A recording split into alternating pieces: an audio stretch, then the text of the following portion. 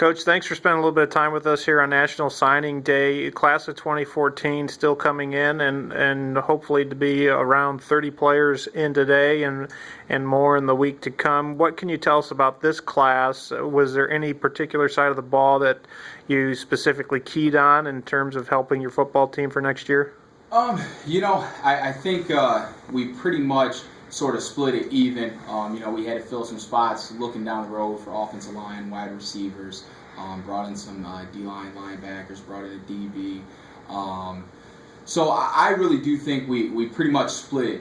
We had specifics we were going for, but at the end of the day as a coach, you want to get the best possible football players on your roster. And for a coach, that's a good problem to have, and figure it out from there. And there was a lot of kids that, even though we wanted to have a specific of, say, 3 linebackers, if there was another kid that was a D lineman or a receiver or something that came across our table that we felt made players better in this football program on and off the field, I don't think you can pass those kids down. So I would say as numbers come back and we get to this 30 today, I think it's pretty evenly matched between offense and defense of the number of recruits that will be a part of this program today.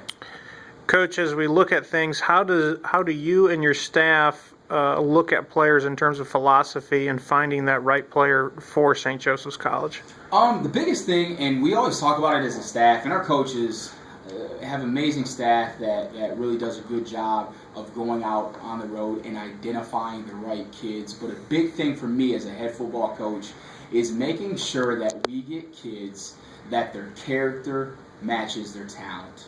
That's a big thing for me. I don't care what type of film jumps out to us. He's got to be a good young man to be a part of this football program. And there's a certain kid that we look for to be a part of the St. Joseph's College community. And I think our coaches do a good job of getting to know and building relationships with these kids throughout the recruiting process to make sure we're on the right ones that we think can come in here and be a good fit for our program and graduate. Because that's what you're recruiting for, to see them graduate in 2018. This is your 4th recruiting class. You've obviously done some things over the previous 3 years in terms of bringing players in. Can you talk about the level of recruit, player, student athlete that has come into St. Joseph's College in your tenure? I think each year, year after year, I think we're doing a better job of addressing the right kids for the program. But I think, too, as you continue to evolve as a program and you continue to get the kids that fit, what you're looking for, I think it's easier to continue to bring those kids in. Because when our recruits come to campus and they take their visits, a big thing about St. Joseph's College is family. And, when you get here on campus, it's not hard to see it. It's not hard to see that sense of family and brotherhood that we have in our football team. And, we look for kids that's what they are looking for, and a big part of it for them in being a part of this football program. So, it's gotten a little bit easier throughout the years of really identifying and getting the right kids, and our kids helping us out throughout this process. This class in particular, what is the area where most of the players are coming from in this cycle? The breakdown is Illinois and Indiana. That's a majority. That's about 90% of this recruiting class. We did get 3 kids from Texas this year. Ended up signing a receiver out of Alabama this morning. And, that's pretty much the breakdown.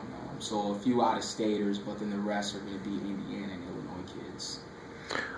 As we kind of move forward, there's obviously a level of excitement with new players coming in after an 8-3 season, and to see what St. Joseph's College can do in the future. How do you maintain that eagerness amongst the players you already have and instill that value in the players coming in? I think for the players coming in, the players here have laid such a strong foundation for our football program with hard work, with discipline, with doing the small things right, attention to detail on and off the field.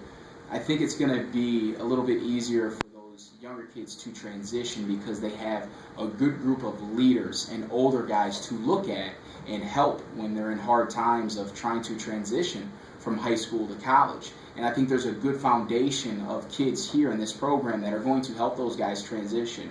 Now, for our kids here, year after year, we've continued to improve, and we've continued to harp the same things.